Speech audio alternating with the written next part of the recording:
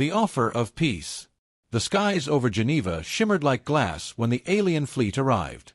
Not with thunder or fire, but with light. They came in silence, their ships gliding like reflections of the sun, their edges dissolving into the air as if reality bent to make room for them. The people of Earth gathered in awe. For the first time in human history, war had paused, borders had vanished, and every nation watched the same sky. At the heart of the United Earth Summit stood Dr. Mara Chen, a systems engineer from Luna Base 3, her hands clenched around a tablet that was already shaking from the vibrations in the ground.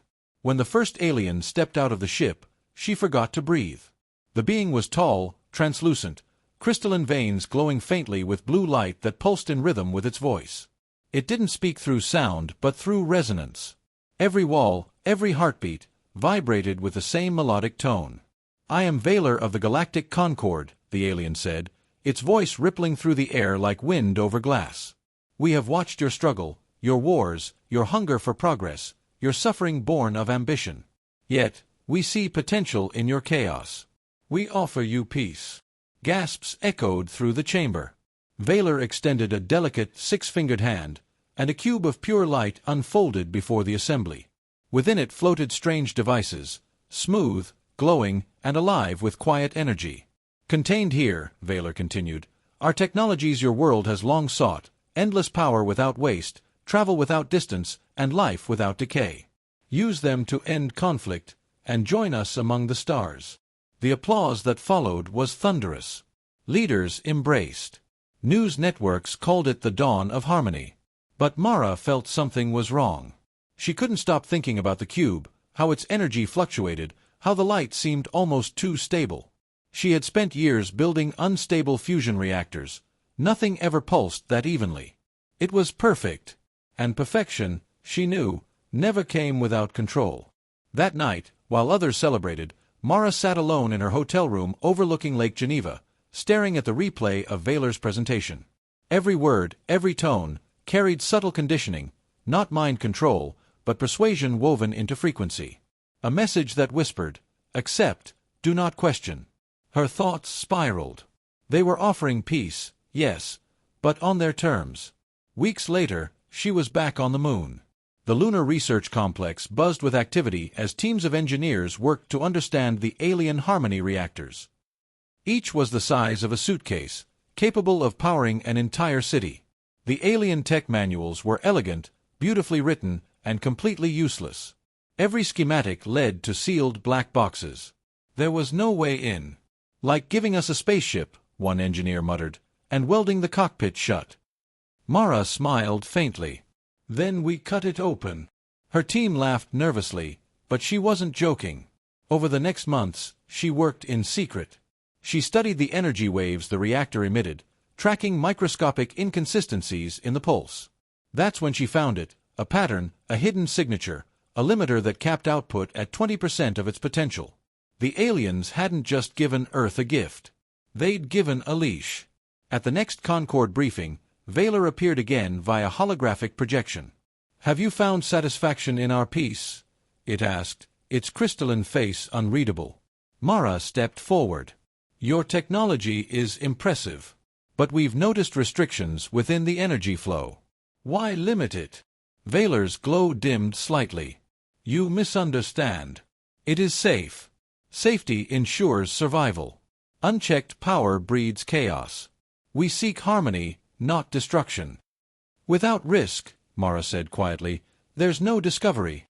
The alien tilted its head, its tone lowering to a hum. "Discovery without restraint is what nearly destroyed your world. You are not ready." The connection ended. The room fell silent. That night, under the silver light of Earthrise, Mara gathered her team in a dimly lit lab.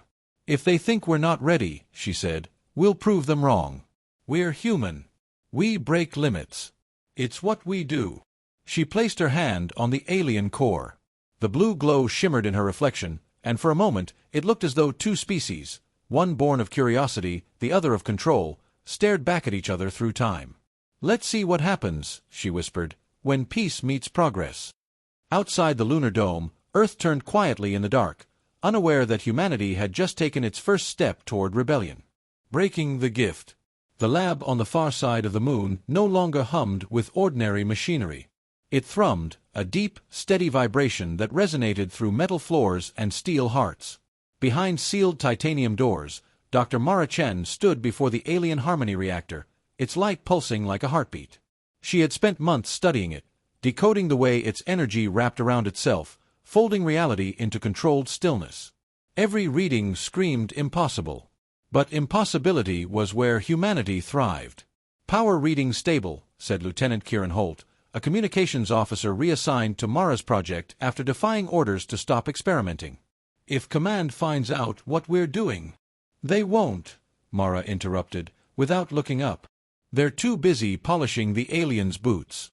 The sarcasm masked her exhaustion. The Galactic Concord had become increasingly possessive. They demanded monthly progress reports, restricted access to the reactors, and forbade any modifications. But the more they warned, the more humanity wanted to know why. The answer came one sleepless night. Mara stared at the data patterns again, millions of lines of alien code scrolling across the holographic display. Hidden deep within the harmonics was a signal, repeating at exact intervals. When she translated the frequencies into binary, the result chilled her. Compliance ensures stability. Interference invites dissolution. It wasn't a safety warning. It was a threat. The next day, she called her team together. "We've been told this tech is safe because it's locked," she said, her voice echoing against the cold metal walls. "But safety isn't peace. It's control. And I don't know about you, but I'm done being told what I can't build." The room fell silent. Then Kieran grinned. "So, we break it." Mara smiled back. "We break it." They formed Project Phoenix, an unsanctioned mission to dismantle, decode, and rebuild the alien reactor from scratch. Every night, they worked under blackout protocols, using old analog systems to avoid Concord surveillance. Sparks flew. Circuits melted. Failures piled high. But slowly, they began to understand the alien design. The Harmony reactor was not a fusion device. It was a containment field. Its perfect stability came from forcibly compressing energy waves into harmony, crushing chaos out of existence. "Beautiful," Mara whispered, staring into the glowing core. "But lifeless. It doesn't evolve. It can't learn." "So we teach it," Kieran said. For weeks, they rewired the lattice core, introducing controlled imperfections, asymmetries that allowed adaptive feedback. Instead of suppressing chaos, they harnessed it. Then, one night, the power readings spiked. The lights dimmed. A hum filled the chamber that was alive. The air shimmered as if the reactor were inhaling. "Mara," Kieran said, stepping back. It's responding. It's learning," she whispered. The alien core shifted color, blue turning to silver, silver to bright white. The hum stabilized into a rhythm not unlike a heartbeat. Humanity had done what the Concord called impossible. They had created the first hybrid reactor, a fusion of alien order and human ingenuity. They powered an entire lunar district with it the next day. Energy output, 300% higher than the original design. Efficiency, flawless. The machine wasn't just functioning, it was evolving. But triumph never lasts unchallenged. The following week, the Galactic Concord's transmission filled every screen in the base. Vaylor's crystalline form glowed brighter than ever, but its voice carried something new, fear. "Humans," it intoned, "you have violated the terms of our offering. Cease your interference, or you risk destabilizing this system." Mara stood before the screen, calm. "We didn't destabilize anything. We improved it. Improvement breeds destruction. You cannot comprehend the balance we maintain." "Balance," she said sharply. "That's just another word for control. You offered peace, not progress. We chose both." Vaylor's image flickered, its crystalline edges cracking like glass. "You are children playing with stars you cannot contain."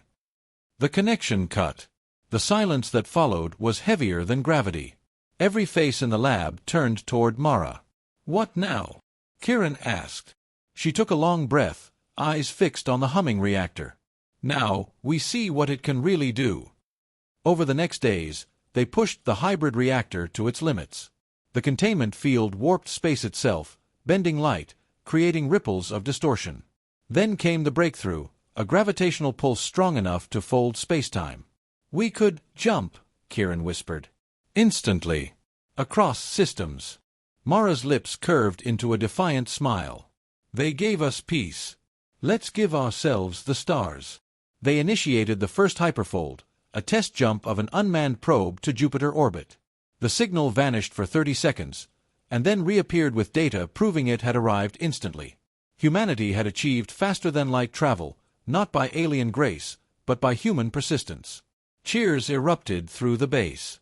But as the celebration began, the stars outside flickered. Distant shadows moved across the lunar horizon.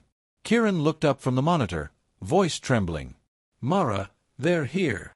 Through the observatory dome, dozens of alien ships emerged from the void, crystalline, immense, and angry. Mara's heart pounded. "So be it," she whispered. "They wanted peace. Let's show them what human progress looks like." Outside, the dark side of the moon glowed, not with fear, but with the light of rebellion. The war of understanding. The stars over Mars burned red with tension.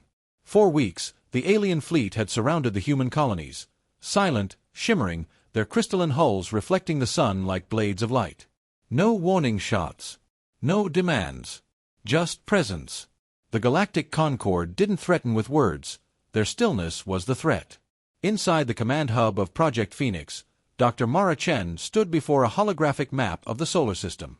The alien fleet blinked as blue icons. Humanity's ships, smaller, mismatched, and experimental, flickered in red.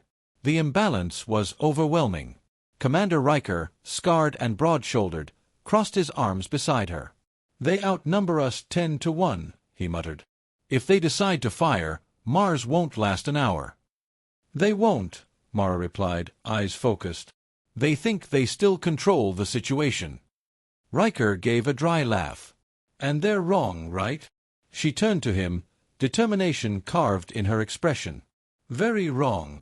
Beneath Mars's crimson dust, engineers worked around the clock, installing hybrid reactors into hastily built ships. They were ugly, cobbled together from cargo haulers, mining rigs, and old defense craft, but they worked.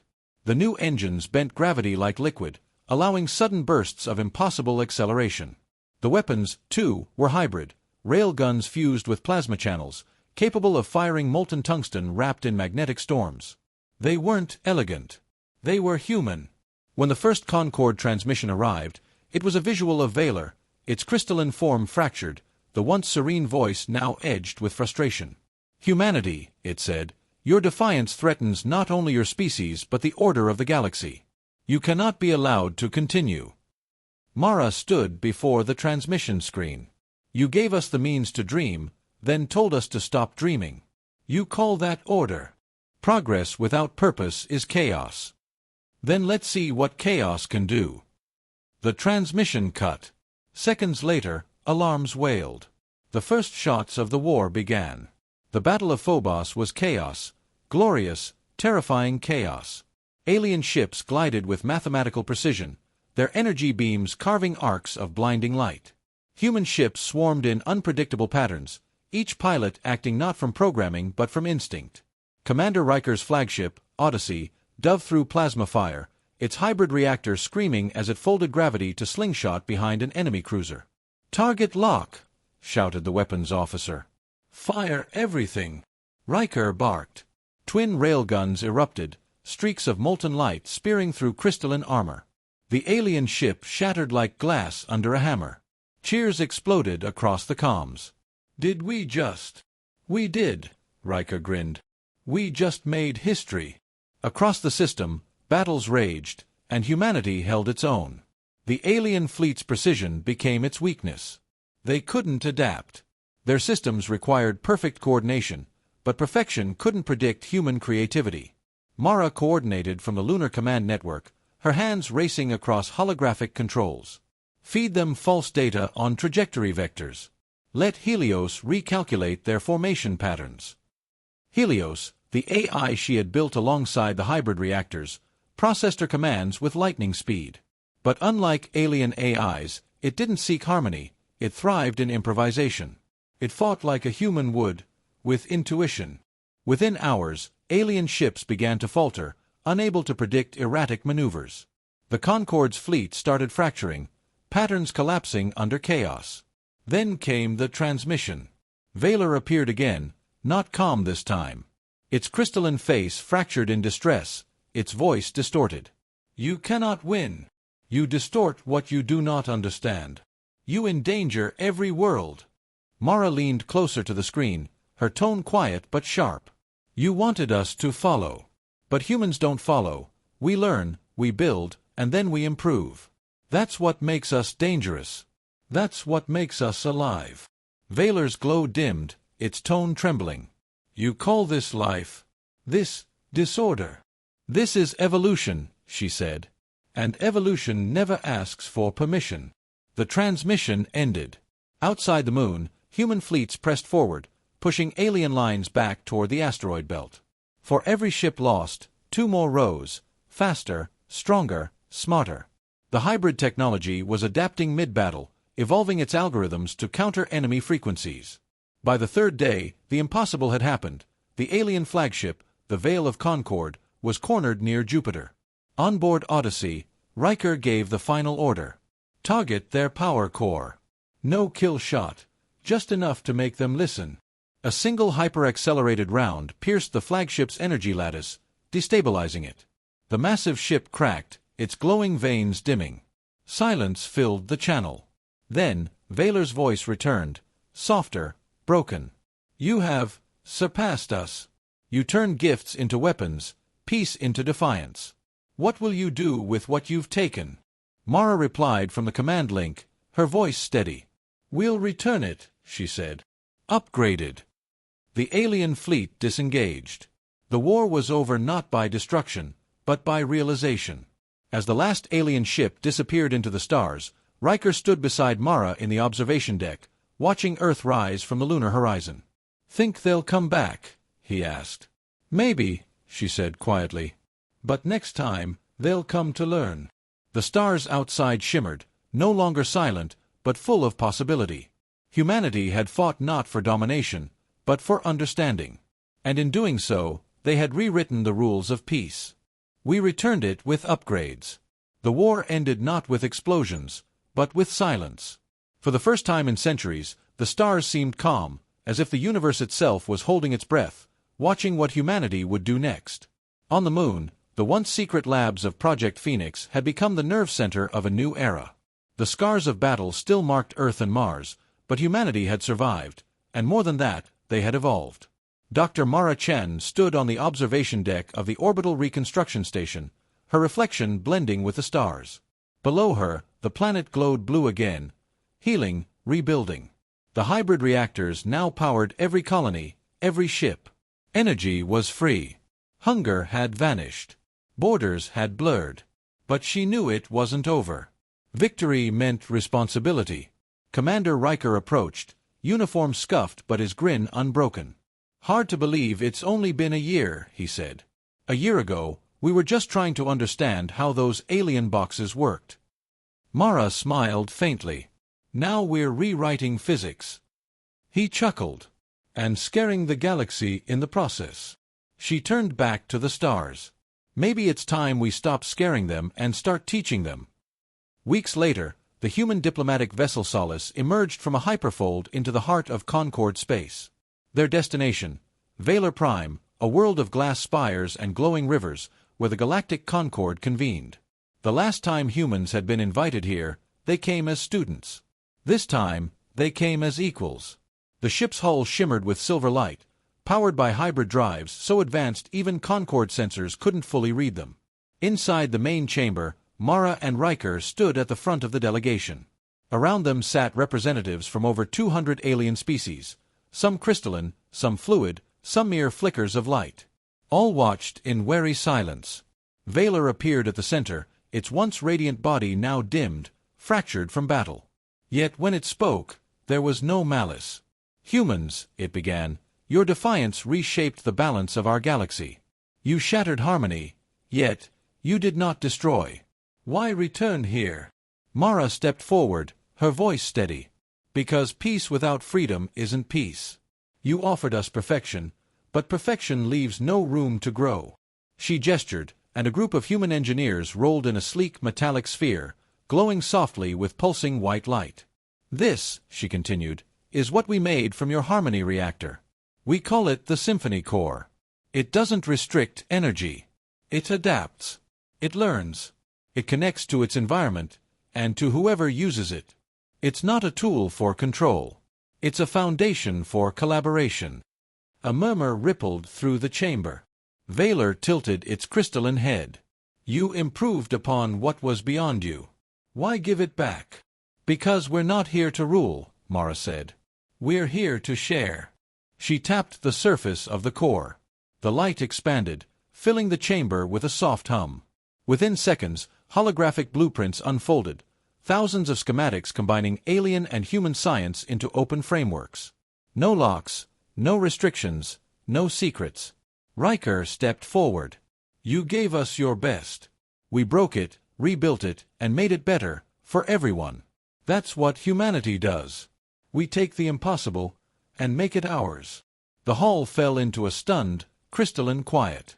Then, one by one, alien delegates rose. Their lights brightened. Their tones shifted. They had never seen anyone return a gift, much less improve it and share it freely. Valor's glow brightened again, almost like a heartbeat. Perhaps, it said softly, we mistook harmony for control. You have shown us that imperfection can create beauty. Mara smiled. That's humanity's secret. We're never perfect. And that's what makes us unstoppable. Months later, the Coalition of Open Science was born, a union of humans and aliens dedicated to free innovation and cooperative exploration. New hybrid ships began to explore beyond known galaxies. Worlds once isolated began to trade, communicate, and dream together. In a quiet moment aboard the Solace, Ryker looked out into the vastness of space. So this is it, he said. The start of something bigger than all of us. Mara nodded, eyes fixed on the stars. They offered us peace, she said softly, but peace isn't the absence of conflict. It's the presence of understanding. She watched as a convoy of human-alien vessels drifted past, their engines glowing with human-designed light. Each ship carried a small plaque, engraved with the words that had come to define their era. They offered us their future. We returned it, upgraded.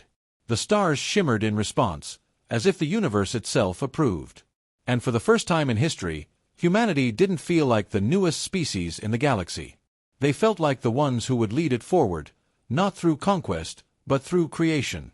The music of progress had begun again, louder and freer than ever before. And this time, everyone could hear it.